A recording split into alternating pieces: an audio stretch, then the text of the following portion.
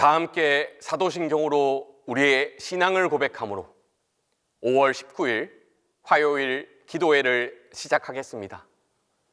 나는 전능하신 아버지 하나님, 천지의 창조주를 믿습니다. 나는 그의 유일하신 아들, 우리 주 예수 그리스도를 믿습니다. 그는 성령으로 잉태되어 동정녀 마리아에게서 나시고 본디오 빌라도에게 고난을 받아 십자가에 못 박혀 죽으시고 장사된 지 사흘 만에 죽은 자 가운데서 다시 살아나셨으며 하늘에 오르시어 전능하신 아버지 하나님 우편에 앉아 계시다가 거기로부터 살아있는 자와 죽은 자를 심판하러 오십니다.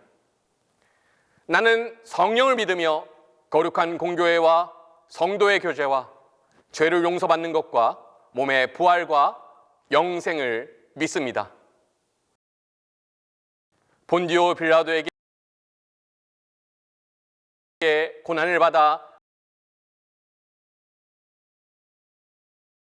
십자가에 못 박혀 죽으시고 장사된 지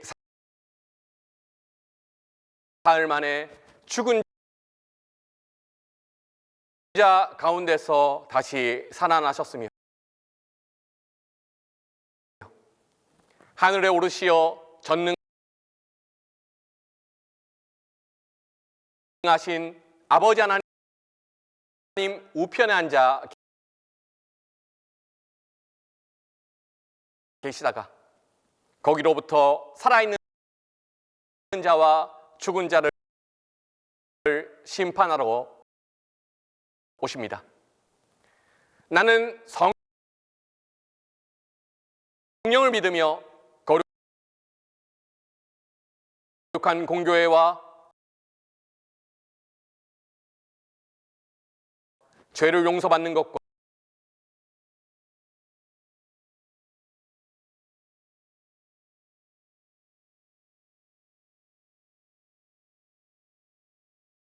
믿습니다. 본디오 빌라도에게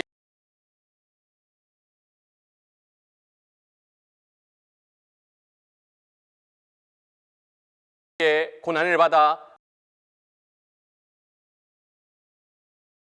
십자가에 못 박혀 죽으시고 장사된 지 사흘 만에 죽은 자 가운데서 다시 살아나셨으며 하늘에 오르시어 전능하신 아버지 하나님 우편에 앉아 계시다가 거기로부터 살아있는 자와 죽은 자를 심판하러 오십니다. 나는 성령을 믿으며 거룩한 공교회와 죄를 용서받는 것과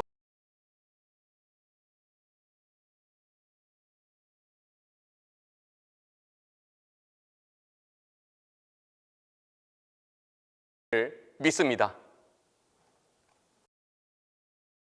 본디오 빌라도에게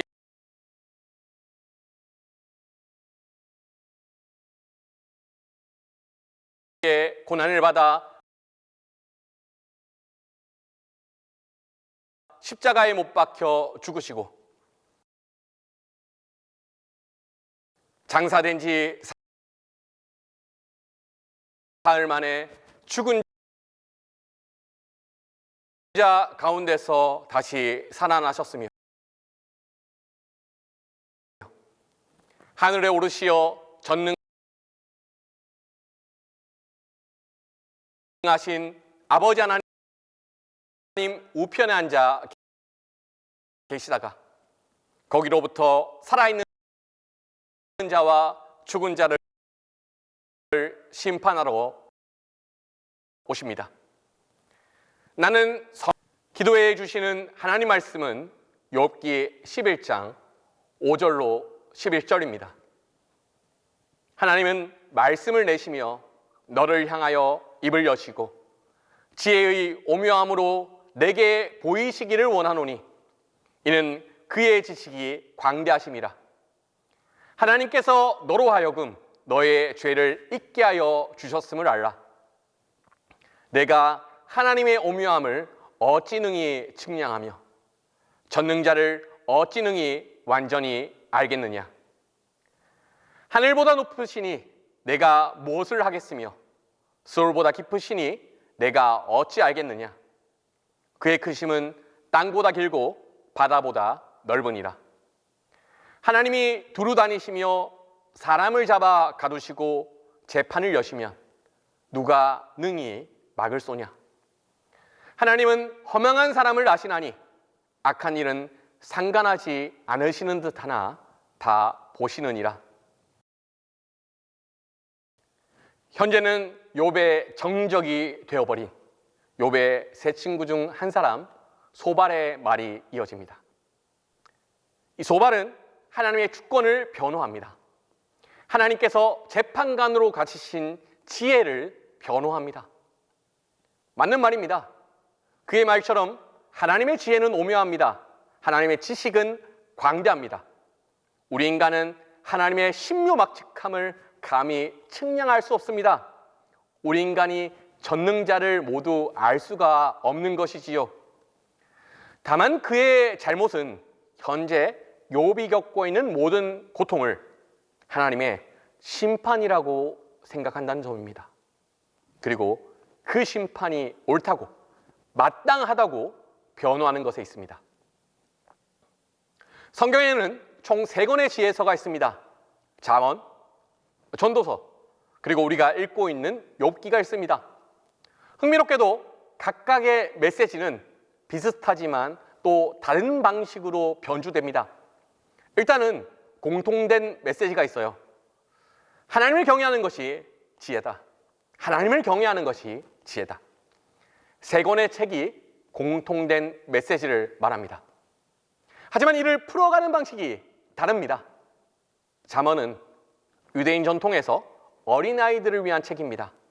악과 선을 구분합니다. 지혜와 어리석음을 구분합니다. 이 세계 가운데 있는 권선징악, 인과응보의 질서를 옹호합니다. 비판적인 생각과 고민이 아직 자라나지 않는 어린아이들에게 이러한 잠언의 가르침은 상당히 명료하게 다가오겠지요. 따라서 권선징악과 인과응보의 법칙이 가득한 이 세계에서는 하나님을 경외해야 된다. 그것이 지혜다. 이렇게 가르치고 있습니다. 반면 욥기는 유대인 전통에서 청년들을 위한 책입니다. 한 인간이 인생을 살아가다 보면 가끔 당혹스러운 일들을 마주하게 됩니다. 이런 일들은 잠언에서 배웠던 권선징악, 인과응보의 법칙과는 조금 비껴나 있습니다. 하지만 그럼에도 불구하고 이런 예측되지 않은 사건들을 우리가 삶에서 마주할 때 그때에도 마땅히 하나님을 경외하는 것이 지혜다 라고 가르쳐준 책이 바로 욥기입니다. 마지막으로 전도서는 노년들을 위한 책입니다. 한 인간이 인생 전체를 살아보니 한 인간은 무엇을 얻을 수 있겠는가?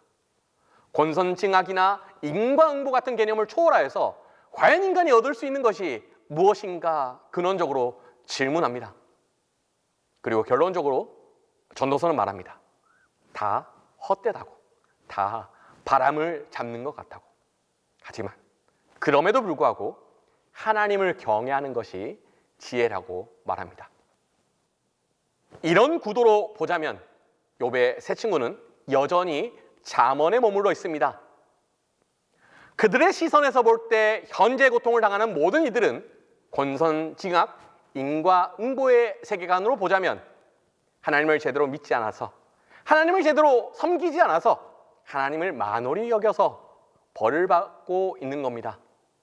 반면 그들의 시선에서 보자면 현재 복을 받고 있는 모든 이들은 하나님께 충성을 다하여 하나님께 복을 받은 사람들입니다. 이 말 자체가 틀렸다고 볼 수는 없겠지요. 원칙적으로는 옳습니다. 하지만 살다 보면 이런 원칙이 어긋나는 것 같을 때가 있습니다. 하나님을 섬기는 이에게는 하나님께서 복을 주셔야 되겠지요. 하나님을 만홀히 여기는 자에게는 하나님께서 벌을 내리셔야 되겠지요. 그런데요, 복이 뭘까요? 복이 뭘까요? 때로는 내가 원하고 바라는 것이 이루어지지 않는 것이 복일 수 있습니다.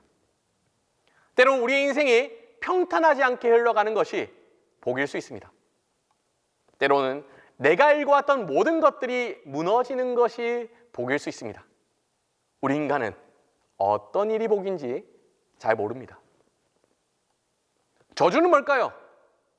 때로는 우리가 원하는 바가 빠른 시일에 성취되는 것이 저주가 될 수 있습니다.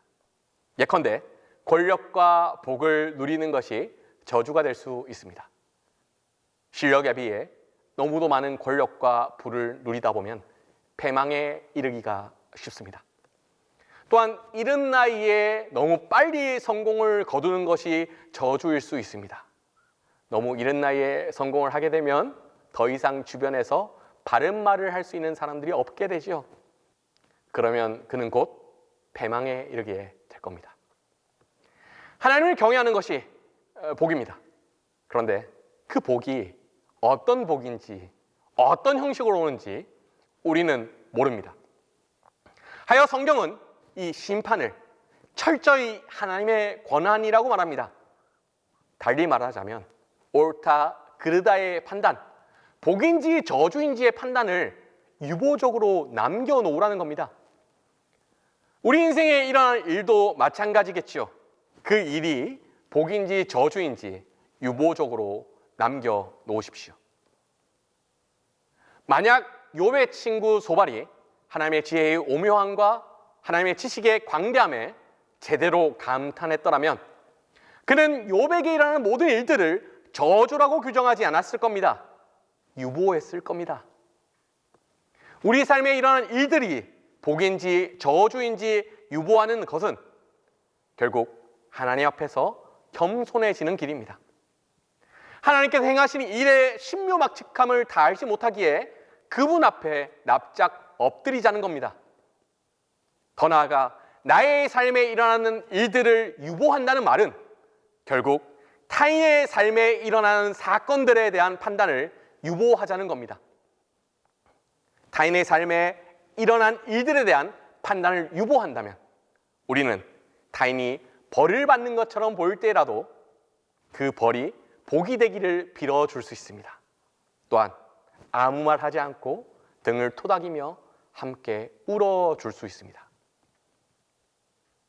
그의 삶에 일어난 일이 벌인지 복인지 판단을 유보한다면 언제든지 하나님께서는 복으로 바꾸실 가능성이 있기 때문입니다. 하나님은 오르신 분이십니다. 하나님은 신묘막측하신 분입니다. 하나님의 지혜를 우리는 감히 측량할 수가 없습니다. 그러니 우리 인생에 일어나는 많은 일들을 쉽게 복이라고 저주라고 판단하지 마십시다. 더 나아가 타인의 삶에 일어나는 모든 일들 또한 쉽게 복받았다고 벌받았다고 판단하지 마십시다. 하나님 앞에서 엎드리십시다. 하나님의 신묘막측한 지혜가 우리가 갖고 있는 모든 일들을 선하게 빚어가 달라고 엎드리십시다. 또한 타인이 겪고 있는 어려움과 공경이 있다면 그 모든 것들을 복으로 바꿔달라고 엎드리십시다. 그 하나님의 신묘막측한 지혜를 알고 하나님 앞에 엎드리는 지혜가 우리 가운데 있기를 바랍니다. 기도하겠습니다. 살아계신 하나님, 우리가 세상을 살아가다 보면 하나님께 벌을 받는 것처럼 느껴질 때가 있습니다. 하지만 하나님, 우리가 그 일에 대한 판단을 유보하길 바랍니다. 하나님의 신묘막측한 지혜와 하나님의 섭리를 깨닫고 하나님의 엎드려 하나님, 우리가 받고 있는 이 사건들을, 이 벌과 같은 상황들을 복으로 바꾸어 달라고, 더 나아가 우리 곁에 벌을 받고 있는 것 같은 이들이 있다면 그들 곁에 가서 함께 울어주게 하시고 함께 고통을 나누게 하시고 그들이 받고 있는 것 같은 모든 사건들이 복으로 바꿔지길 위하여서 함께 기도할 수 있는 지혜를 허락하여 주십시오. 그리하여 하나님의 신묘막측한 지혜 앞에 겸손하여지는 우리가 될 수 있도록 인도하여 주십시오. 감사합니다. 예수님의 이름으로 기도드립니다. 이제는 주님께서 가르쳐 주신 기도를 다 함께 하오니 하늘에 계신 우리 아버지, 아버지의 이름을 거룩하게 하시며 아버지의 나라가 오게 하시며 아버지의 뜻이 하늘에서와 같이 땅에서도 이루어지게 하소서. 오늘 우리에게 일용할 양식을 주시고 우리가 우리에게 잘못한 사람을 용서하여 준 것 같이 우리 죄를 용서하여 주시고 우리를 시험에 빠지지 않게 하시고 악에서 구하소서. 나라와 권능과 영광이 영원히 아버지의 것입니다. 합심하여 기도하겠습니다. 우리 삶에서 일어나는 많은 일들을 하나님의 지혜 앞에서 유보할 수 있기를 위하여서 기도하겠습니다. 더 나아가 하나님의 그 선하심이 우리 각자의 삶 가운데 역사하여서 우리의 삶을 하나님께서 지혜롭게 인도하시기를 위하여서 함께 기도하도록 하겠습니다. 마지막으로 우리 동신교회를 위하여 또한 동신교회에서 드려지는 모든 예배를 위하여서 함께 기도하겠습니다. 이 시간 합심하여 기도하시고 개인적인 기도를 함께 하시기를 바랍니다. 기도하겠습니다. 살아계신 하나님, 우리 삶에서 일어나는 많은 일들이 있습니다. 때로는 복과 같은 일들이 우리 앞에 주어질 때가 있고 때로는 벌레를 받는 것 같은 그런 일들이 주어질 때가 있습니다. 하지만 하나님의 신묘막측한 지혜를 우리가 의지함으로 말미암아서 그 일들에 대한 판단을 유보할 수 있기를 원합니다. 복과 같은 일들이 언제든지 저주로 변할 수도 있고 우리 삶에 일어나는 저주와 같은 일들이 언제든지 복으로 변할 수 있음을 알고 하나님의 신묘막측한 지혜를 우리가 의지하며 살아갈 수 있기를 위하여서 기도합니다. 우리 가운데 지혜를 허락하여 주십시오. 또한 하나님께서 우리의 삶을 인도하여 주신다면, 하나님께서 우리의 삶을 붙들어 주신다면 우리의 삶에서 겪고 있는 모든 공경과 아픔과 어려움 또한 하나님의 선하신 섭리 아래에서 아버지 아름답게 변주될 수 있음을 우리가 알고 또한 믿음으로 고백합니다.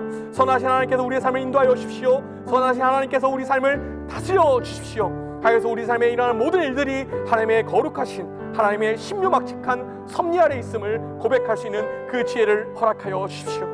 또한 하나님, 우리 동신교회를 기도합니다. 동신교회 주인이 되어주시고 동신교회를 다스려주시고 동신교회가 어떤 인간의 생각과 인간의 판단이 아니라 하나님의 신묘막측한 지혜와 하나님의 섭리에 의해서 인도될 수 있도록 하나님께서 붙들어 주십시오. 또한 하나님, 우리 동신교회 드려지는 모든 예배 가운데 하나님의 거룩한 말씀이 선포되게 하시고 하나님의 거룩한 말씀이 역사하여 줄 수 있게 하여 주셔서 우리 아버지 동신교회 모든 교우들이 예배 가운데 하나님의 말씀을 듣고 하나님의 영광으로 말미암아서 하나님의 임재로 말미암아서 풍성히 채워질 수 있도록 하나님 인도하여 주십시오.